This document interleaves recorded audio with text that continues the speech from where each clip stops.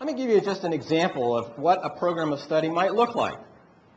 In this particular example, it's cut off, but I'm not quite sure what's going on there, but this is an example for what a program of study might look like in building and environmental design.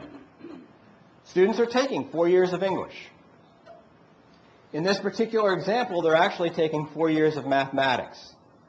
4 are not required by A to G. We'll come back to that in a second. But in this particular example, they're taking Algebra 1, Geometry, Algebra 2, and Statistics.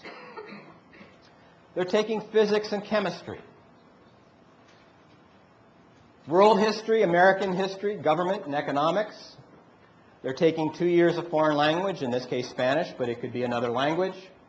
As part of their technical core, they're beginning, in this particular program of study, with an introduction to principles of engineering and design. That's followed by a course in construction technology.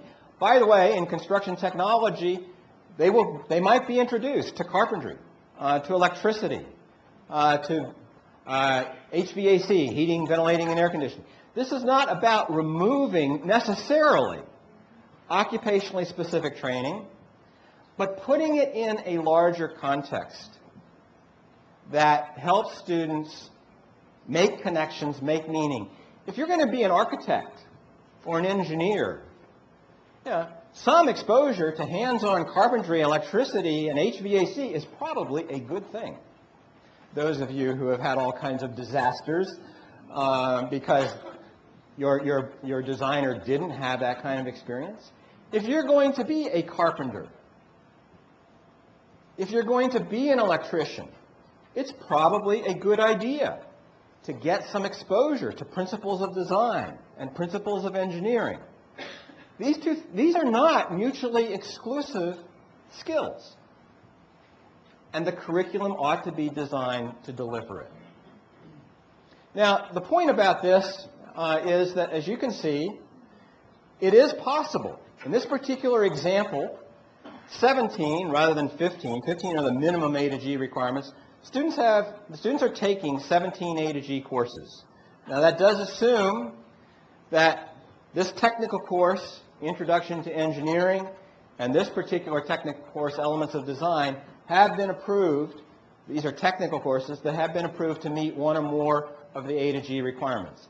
That is happening. There are now some, depending on how you count, 6,000 to 10,000 career and technical courses that have been approved to meet the one or more of the A to G requirements for UC. Most of them in the G category. We can get into that if you'd like. But nevertheless, it makes a difference. This is on a 6-period day. If you count this up, and you'll see we've got some holes in here. We'll talk about that in a moment. It is possible to do this if you are operating on a 6-period day. I'm not going to kid you, it's hard.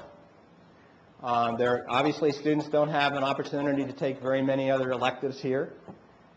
And as we'll see in just a minute, it's a lot easier to provide this kind of program of study if you are operating on a 7 or 8-period day, or what some schools call a block schedule, a 4x4 block or a modified block. I don't want to get too technical with you all today. We'll have a chance to talk at lunch. We can get into some of this if you want. The basic point is it's possible to do it on a 6-period day. It's not easy. And one of the issues is dealing with the question of time.